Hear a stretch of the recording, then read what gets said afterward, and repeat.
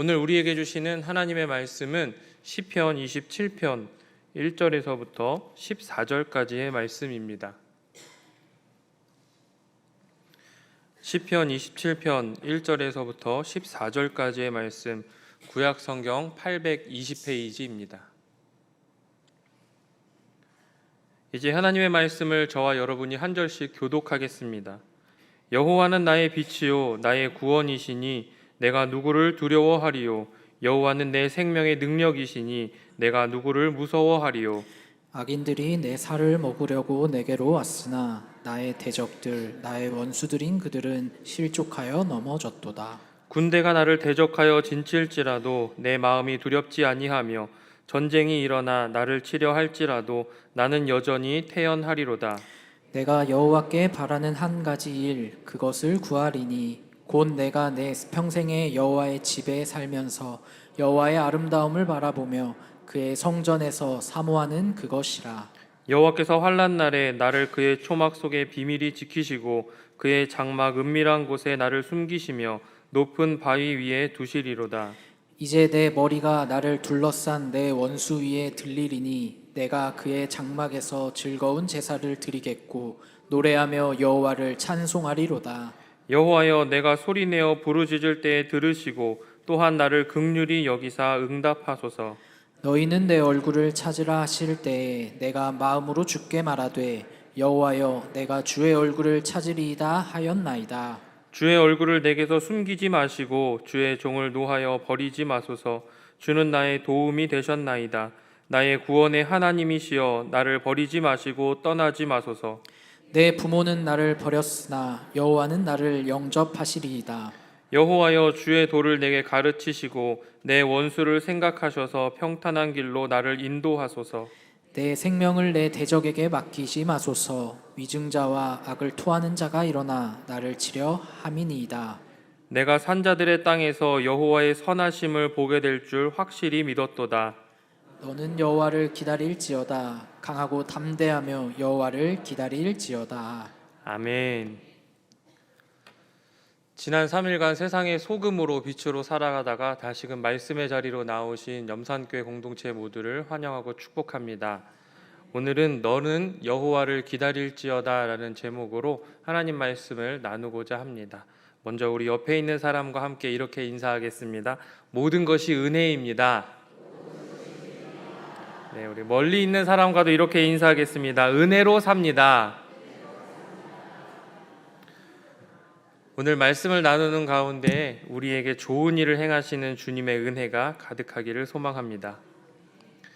님이라는 글자에 점 하나를 찍으면 남이 된다고 하지요. 남이라는 글자에 점 하나를 지우면 님이 된다고 합니다. 님과 남은 비슷한 글자이지만 전혀 그 의미가 다릅니다.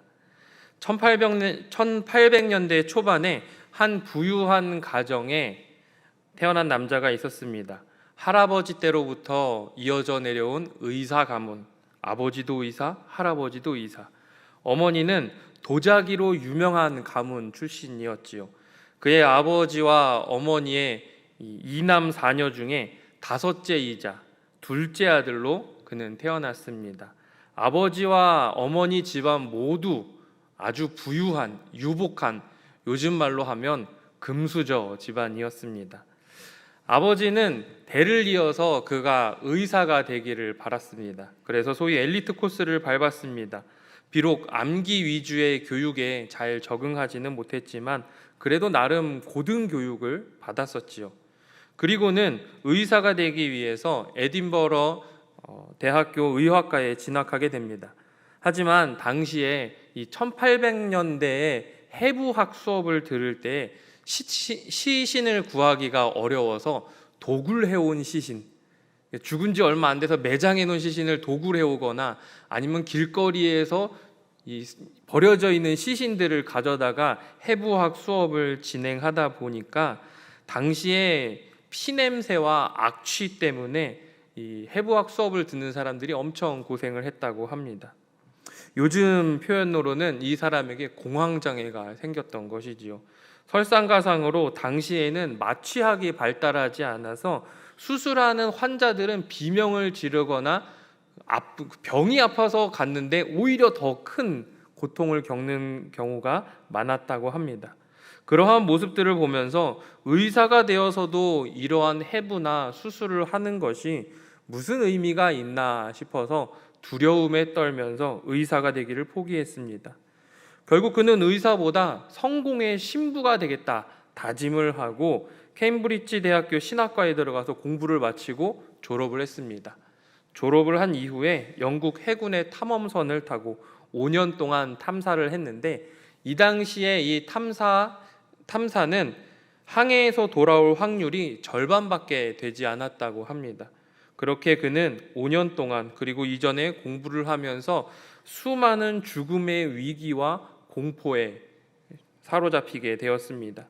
항해에서 돌아와 30살이 되던 해 외사촌과 근친으로 결혼을 했습니다. 그런데 근친으로 인한 병약한 유전자 탓인지 아이들 셋이 10살이 채 되기 전에 모두 다 죽어버렸습니다. 그 이후에는 죽음과 공포, 불안이 그의 생각을 지배하게 되었지요. 훗날 그는 유명한 책 한 권을 쓰게 됩니다. 종의 기원. 오랜 시간의 고통과 두려움의 시간을 보내면서 터득했던 삶의 원리, 적자생존. 그는 진화론자 다윈이었습니다. 그리고 또 한 사람, 평생을 두려움과 걱정 속에 살았던 사람이 있습니다. 가족들에게 외면당하고 늘 배신당하고 죽음의 위기를 극복하며 살아야 했던 한 사람이지요. 아버지도 그를 중요하게 생각하지 않았습니다. 형제들도 그를 비난했습니다.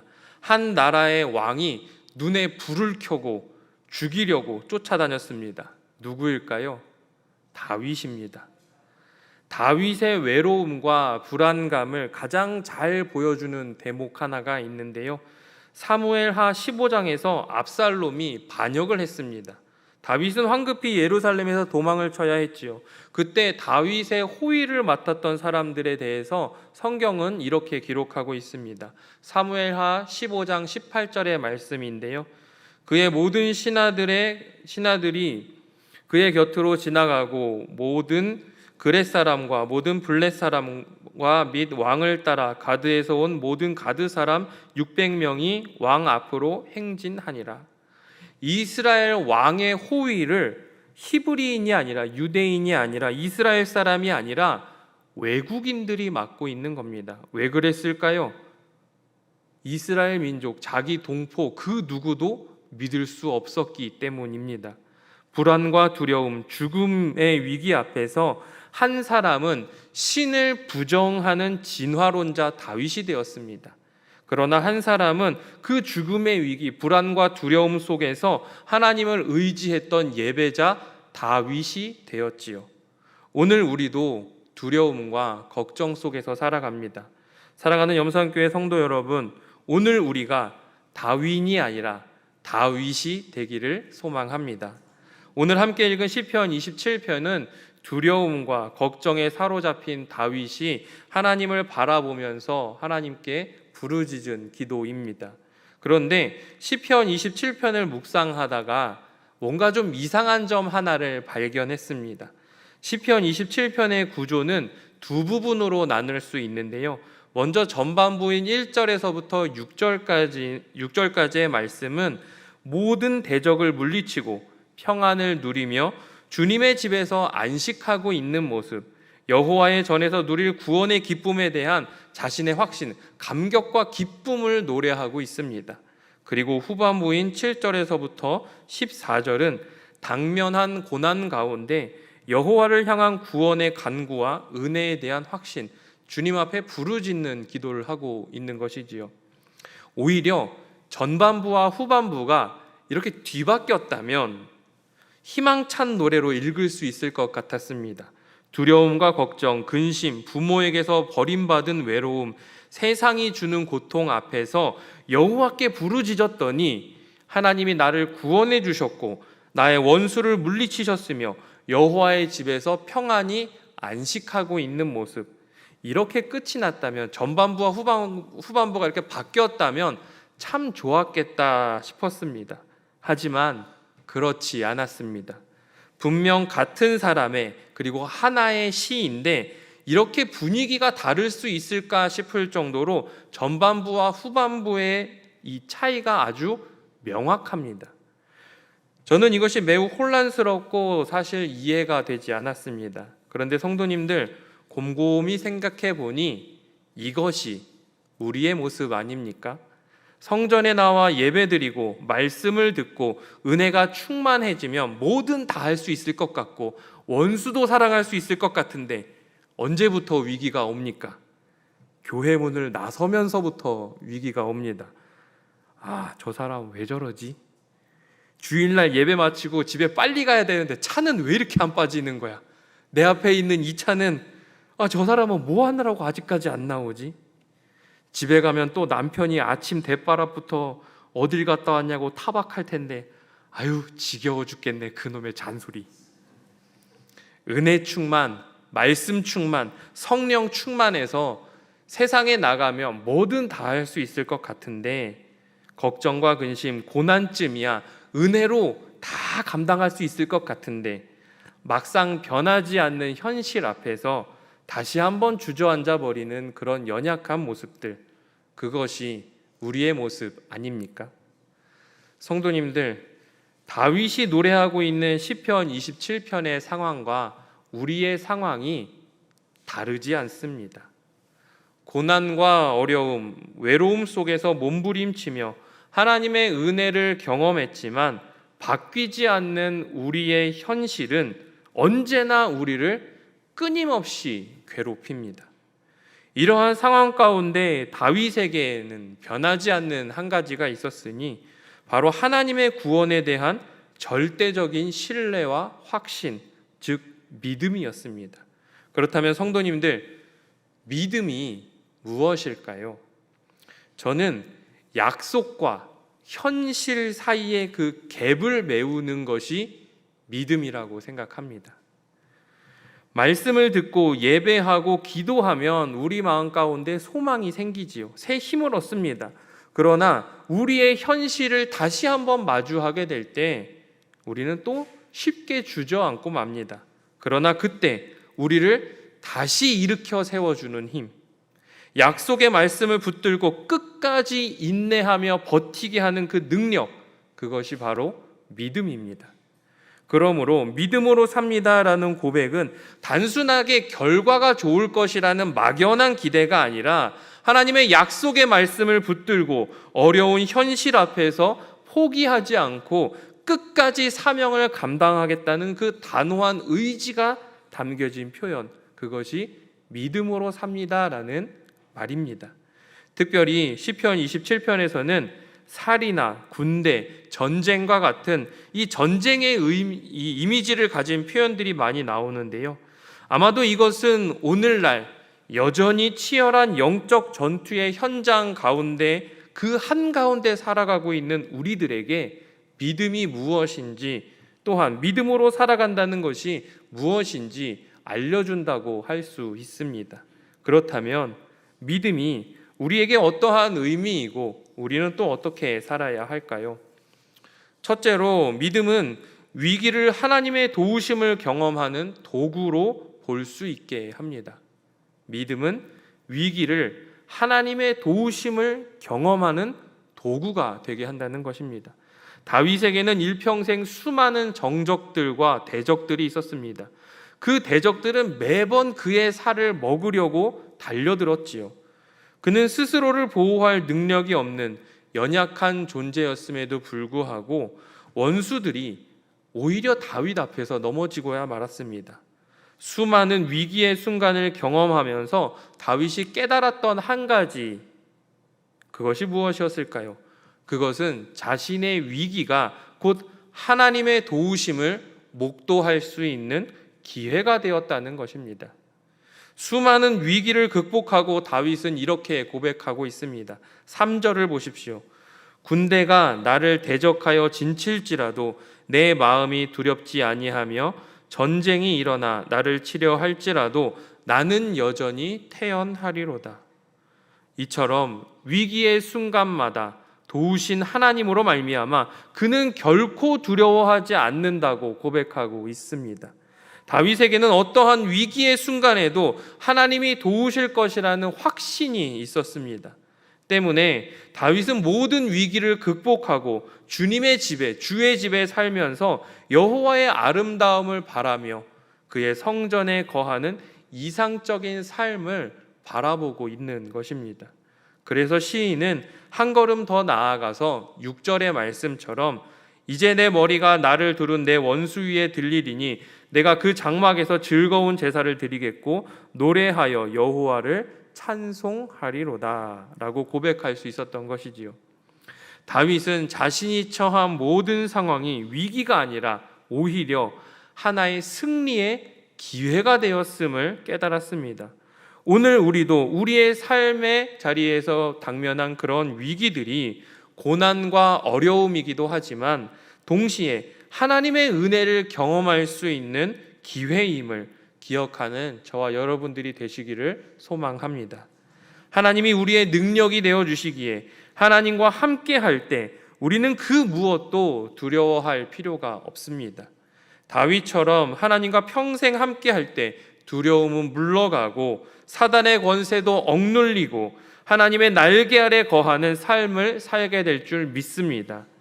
우리의 삶이 다하는 날까지 주님의 오른손을 굳건히 붙들고 살아감으로써 늘 강건하고 승리하는 삶을 살아가는 저와 여러분들이 되시기를 소망합니다. 두 번째로 믿음으로 산다는 것은 여호와를 기다리는 것입니다. 고난이 하나님의 은혜를 경험하는 기회가 된다는 것, 어떠한 위기 속에서도 하나님의 구원하심이 우리에게 있다는 것을 알고 그렇게 믿고 살아가지만 정작 우리의 삶의 자리에 또 다른 위기가 찾아올 때 우리는 어떻습니까? 쉬 주저앉고 말지요. 저도 그렇습니다. 이 고난 없이 사는 사람은 없겠지만 여러분의 목사도 이 또래의 젊은 사람들에 비해서 참 인생에 굴곡이 많았습니다. 인생의 위기도 참 많이 있었습니다.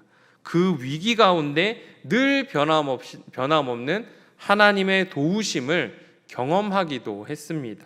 그럼에도 불구하고 아이러니하게도 또 다른 위기를 만나면 은혜로 위기를 극복한 이후에 또 다른 위기를 만나면 마치 처음 고난 당하는 사람처럼 마치 처음 위기를 맞는 사람처럼 힘들고 고통스러웠습니다.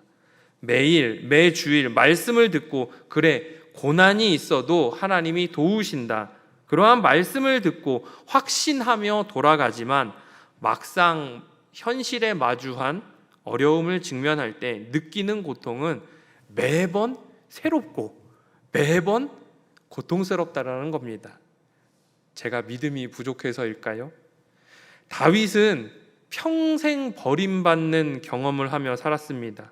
사무엘이 새로운 왕을 세우기 위해서 다윗의 집을 찾아왔을 때 아버지 이새는 8째였던 아들 다윗을 사무엘에게 보여주지도 않았습니다.